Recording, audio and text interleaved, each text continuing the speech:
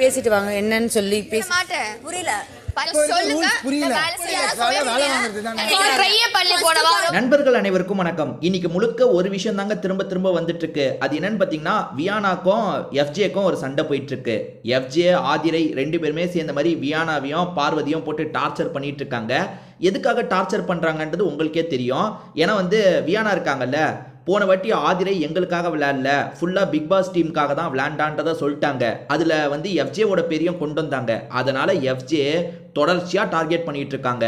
இப்போ தான் நிறைய பழைய வீடியோலாம் நான் பார்த்தேன். அதாவது நேற்று நைட்டு நடந்த விஷயத்தெல்லாம் பார்த்தேன். அது என்னன்னா, சபரி அந்த கேமை ஜெயிச்சோன்னே வியானாவை நிறைய வேலை வாங்கியிருக்காரு, டார்ச்சர் பண்ணியிருக்காரு. என்னப்பா வேலை வாங்குறதெல்லாம் டார்ச்சர் பண்ணுறதா? அதுதானப்பா அவங்க, அதுக்கு தானப்பா அவங்க இருக்காங்க.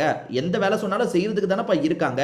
இது எப்படிப்பா டார்ச்சர் ஆகும்னு உங்களுக்கு ஒரு கேள்வி வரக்கூட வாய்ப்பு இருக்குங்க. ஏன் அப்படி பண்ணக்கூடாதுன்றத பின்னாடி சொல்றேன். இப்ப கனி என்ன பண்ணிருக்கணும்? எதுக்குடா அவங்க ரெண்டு பேரையே டார்ச்சர் பண்றீங்க? அவங்கள விட்டுட்டு நீங்க மத்தவங்களுக்கும் டாஸ்க் கொடுங்க. ஒரு லீடரா அந்த விஷயத்தை கனியால சொல்ல முடியுமா, முடியாதா? ஆனா கனி என்ன தெரியுமா சொல்றாங்க? அவங்க என்ன சொன்னாலும் பண்றது தான் வேலை, நீங்க பண்ணுங்கன்னு சொல்றாங்க.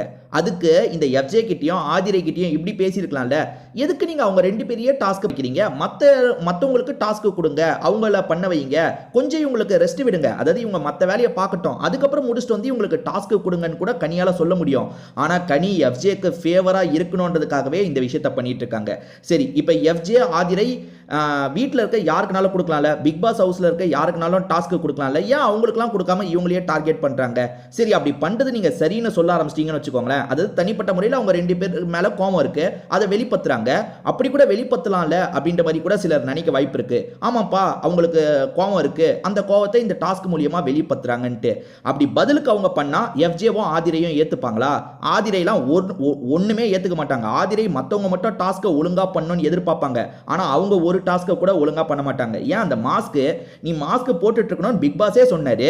ஆனா நீ உடனே மாஸ்கை கழட்டிட்ட. அதான் நான் லீடர்ஷிப், அதான் நான் தலையா மாறல, நான் எதுக்கு மாஸ்கை போடணும்னு உடனே தூக்கிட்ட?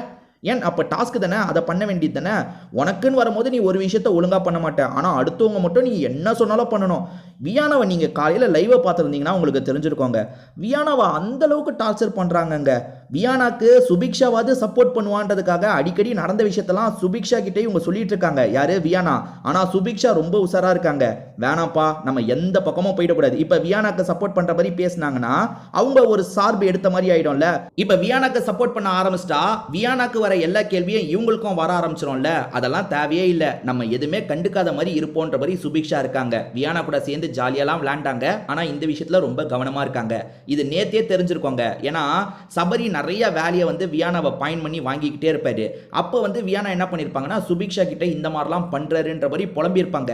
அப்ப சுபிக்ஷா அது அவங்களோட கேமு, நீ ஃப்ரீயா விடுன்ற மாதிரி சமாதானம் தான் பத்திருப்பாங்களே தவிர சபரி தப்பு பண்ணாருன்றத சொல்லியிருக்கவே மாட்டாங்க. ஏன்னா சபரியை பகச்சுக்க கூடாதுன்னு நினைக்கிறாங்க. சபரியாவது பரவாயில்ல, நேற்று ஈவினிங் தான் நிறைய வேலைலாம் வாங்கியிருக்காரு, அதுக்கப்புறம் காலையிலலாம் விட்டுட்டாரு. ஆனால் இந்த எஃப்ஜே ஆதிரை இருக்காங்கல்ல, உன்னை விடவே மாட்டோம், வேலை செஞ்சுக்கிட்டே தான் இருக்கணுன்ற மாதிரி டார்ச்சர் பண்ணுறாங்க. இது எங்கே போய் முடிய போகுதுன்றது தெரியல.